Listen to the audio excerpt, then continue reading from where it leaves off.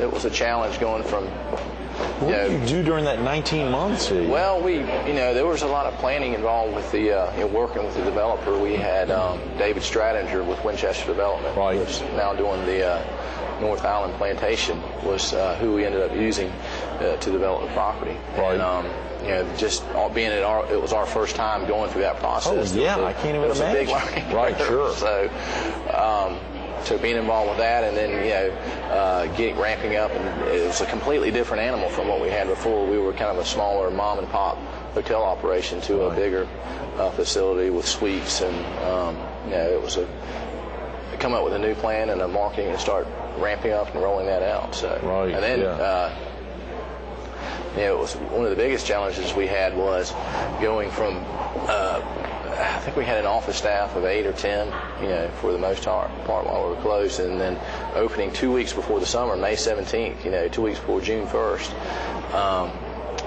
going from 8 to 125 people, and hiring all those people, and then and then when you open the doors, you're right in the middle of summer. So, but that first year was rough and tough, but we got through it. Now it's a little bit smoother, and we're just still fine-tuning some things. Sure. You've got a real popular restaurant there at Island the Cypress Room. And it's the Cypress Room. I've seen a lot some of people are not familiar with our restaurant operation, which is great. It's a nice casual dining atmosphere, and it's an oceanfront dining room. We have a great chef. You encourage folks in the community to come by to check it out. I mean, it's easy ingress, and good parking there, easy Absolutely. to get into the. Pull in, park, and come inside and have an oceanfront dinner. You can, in this spring and the fall of the year, we have actually sliders that open up, and you can listen to the waves on the shore. And, and of course, it's a great meal, and the view there's not many aside from the sea captain's house.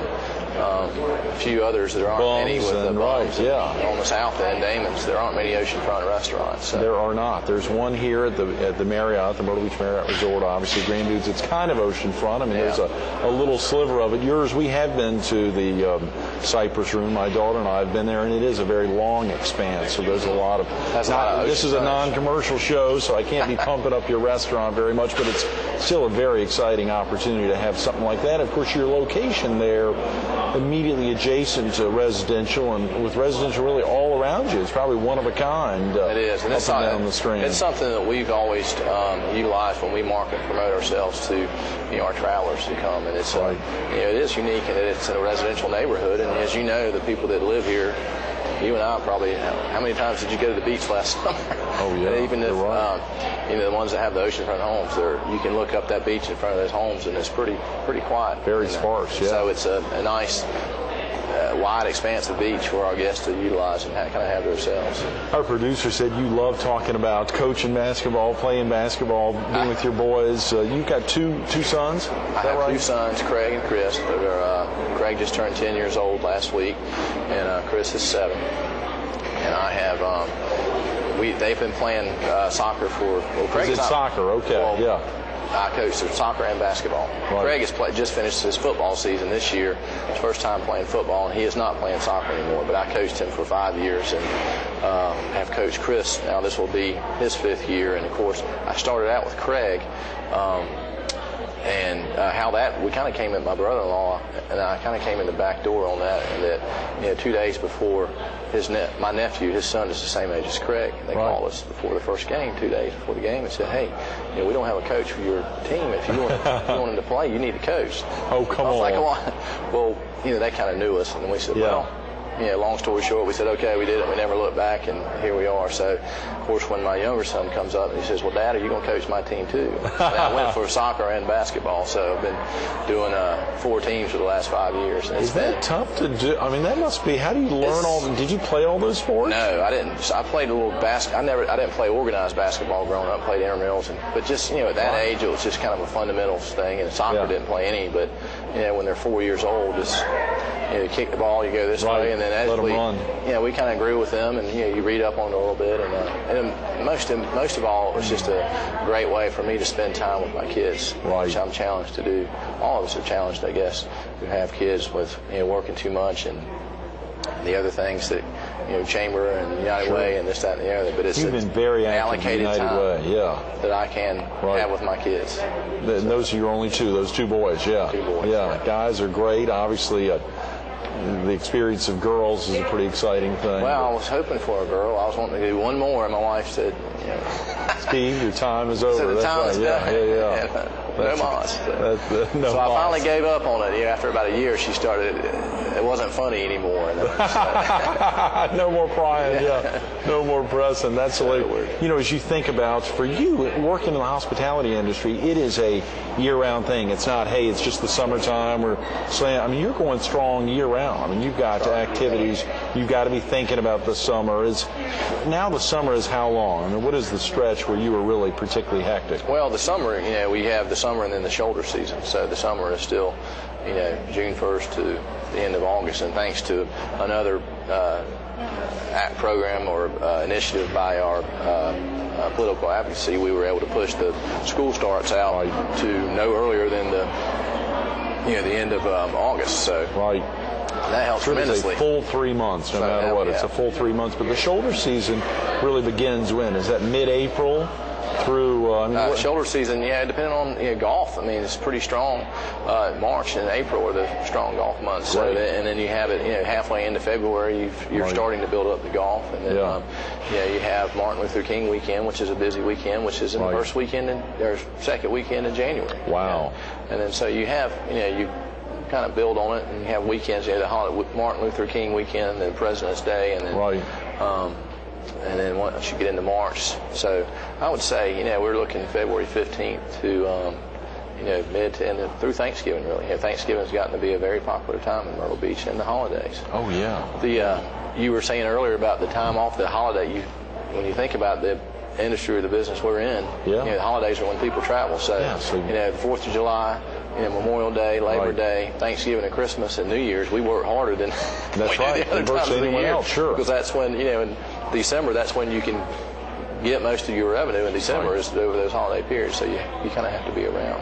Yes. Golly, Steve, it is funny to think about that sitting either here at the Island Vista or down at the Crown Reef or places that we think about, big hotel facilities on the Strand, that you guys are as heck. I mean, when folks want to relax, you guys are working really making it happen and making sure that we can relax. That's right. Making sure that we can have a great time. And that's kind of our work. I guess you don't think of it that way, but it's what we do, and really is all of us here in Myrtle Beach. So, What's the best part of that for you? Do you really, you get your jollies by seeing other folks I do, and having a great time? I enjoy interacting with people and the guests. There's always the challenge to get down and talk, and that's kind of, particularly with what our operation we had before we closed, the Sea Island. We have, in which we still offer a meal plan or a modified American plan. We have a pretty large following of people that come down because it was a niche operation, and we would have some that avoided the summer, that their kids were out of the house and they were retired, or they just like to come when the rates are a little bit cheaper, it's not as hot, the crowds aren't as bad, and in the spring, and they would come down 3 or 4 times, twice in the spring and twice in the fall. So, and it was and they kind of looked for you to come say hello and walk through the dining room and shake their hand and tell you what's been happening for the last since the last time they were here, and particularly as we got close to closing, and then once we opened back up, so, I enjoyed dealing with the guests. What about that transition for you where in your old, quote, mom and pop, you knew every nook and cranny of every room, you could walk through it, you'd know this, know that aspect. In a new facility, has it been difficult learning all the rooms, learning the nuances of doorknobs, or just you obviously get into it deep, walking through the restaurant, as you say, still greeting everyone. Has it been a difficult transition? It has been a transition. It's been a challenge, not only from going from we were a fee simple hotel operation to a condotel. Now we have homeowners, and we are partners with them in and renting their unit to the traveling public. So so that in and of itself is a kind of a challenge, and then just the structure of your operation and that, the accounting part of it, dealing with that, as you can imagine, is completely different.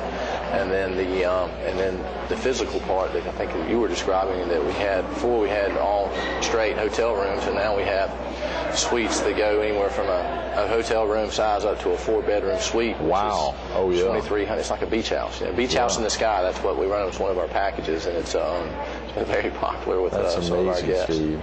For you, having grown up in the Myrtle Beach area, obviously seen tons of changes in the area. What sticks out in your mind as the biggest change that's occurred for the best? What really sticks out in your mind over your many years here in the area? Not to date you there, but what really sticks out as a great progress that's happened over the years? Well, I think you can look at this in different ways depending on your perspective, I guess. But the recent growth that we had, we have our challenges in dealing with the increased inventory, but with the flip side of that is we have some really nice accommodations that are offered in our market now, and it's kind of a segment that we really did not have before. Kind of a little bit of an upscale side, and the suites, getting away from just the small mom and pop to a certain. There's still a market for that and an niche for that. There's plenty of people who like that. Thankfully so, yeah. Yeah. So, but just having more variety, more of across the board, and then also the types of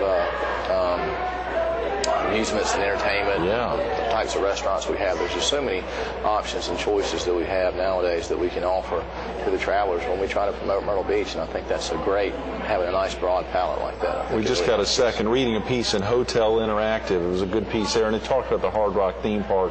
That's going to do a lot for the area. I think it's a great, we are, the Chamber is partnering up with Hard Rock and through the Myrtle Beach Marketing Co-op, and we can help them and they can help us, and we think it's really going to do a good job for an additional promotion and fanfare of Myrtle Beach. Absolutely. Steve, thanks so much for being with us this morning. Thank you, Greg. Thanks for having me. Definitely. Enjoyed it. Stay tuned to more Carolina People with Chairman of the Board, Steve Chapman, coming up next.